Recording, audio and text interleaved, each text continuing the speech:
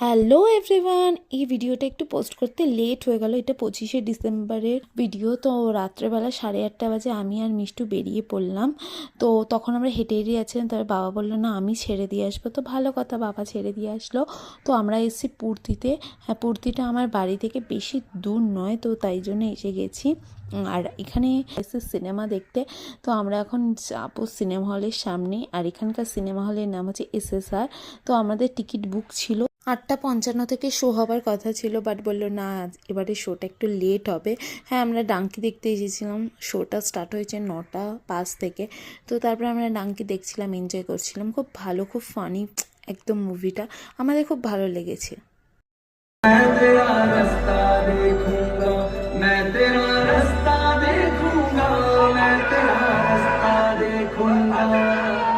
আজকের মতো টাটা। যাওয়ার আগে চ্যানেলটি সাবস্ক্রাইব করতে একদমই ভুলো না।